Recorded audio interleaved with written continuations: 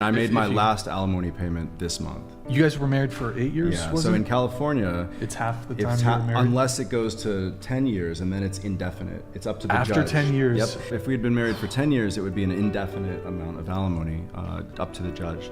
That payment was assessed based on my earnings, of course, but also there were no stipulations about her needing to work ever. Those payments are coming out and she just doesn't have to work, and she hasn't worked ever. So you paid alimony for 4 years? Yeah. 4 years, Yep. okay. She didn't work the whole time?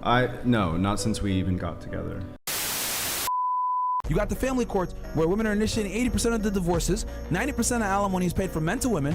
Women win almost all the child custody battles, okay? And people might sit there, well, Myron, the men don't fight for the kids. The reason why they don't fight for the kids is because their lawyers tell them not to waste their money and time, because they're gonna lose. Because a lot of people say, oh, well, Myron, the men don't even fight for the kids, that's why the women get the kids automatically. No, a lot of the times when guys retain counsel, the counsel tells them straight up, bro, you're not gonna get them. The only way that you're gonna get custody of your kids in today's day and age is the woman got to be damn near pathetic and homeless. Krishan Rock Yeah. level type stuff. And she still got the kid. Yeah, which is scary, by the way.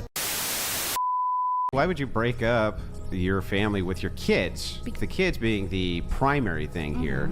Walk away from the family, break it up, destroy the lives of the kids, and take the money. Because in her mind, she's thinking, I'm not happy here. Right. This is going to be the rest of my life. Yeah. And she doesn't want that. Oh, too bad for her. It's not necessarily What about about the you? money. Do you feel like he wasn't giving you the same amount of attention and love and care as he was at the very beginning? I mean, I think he was just working a lot and he didn't have the time, and he was focused on different things, like he was opening a business, and just the time and the effort just wasn't there, even just for simple things. So and I think that if you really loved him, can you understand and say, you know what, my man's working, I understand what it is, rather than say, you know what, I'm out of here. what happens is my love language is gifts, right? So I like little things. It doesn't have to be expensive, but if it's my birthday, you can't go buy me something simple. Order it on Amazon when you're at work, texting me 500 million times, or you got time. You can make the time when you want to make the time. All I hear is me, myself.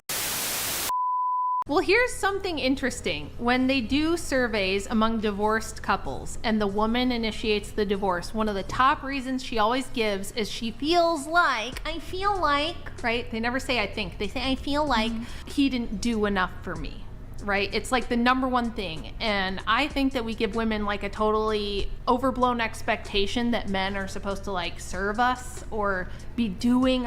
He wasn't emotionally taking care of me usually means I wanted him to anticipate that I want him to do a bunch of that he would never think about that I would want him to do and stuff like that. So The number one reason that they're getting divorced is irreconcilable differences. And oftentimes there's no abuse, there's no drug use, there's no abandonment, there's no nothing. She just doesn't like him anymore and decides to move on to somebody else. So when we look at the data, that's what we're seeing. What we're not seeing is that men are out, rampantly cheating or beating up their wives or doing any of this.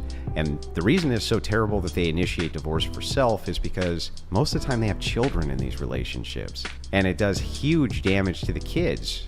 And so this is what I mean by selfish materialism. What they don't get is that women dating relationships, they've all changed significantly. And not only have they changed, we have a legal system that makes sure that it won't change. Why the is a woman gonna sit there and say, till death do us part? Yes. When in reality, she could divorce your dumbass anytime she feels like it, get half your money, get the kids, make you pay child support, make you pay alimony if it's the right state. Why the is she incentivized to stick around? She's not. But you're putting the onus of the responsibility on the female, which is just because they're the not ones leaving. Correct. What if they're the ones leaving? That's why. What if it's because they don't like how the man is treating the children? That's not what they're reporting.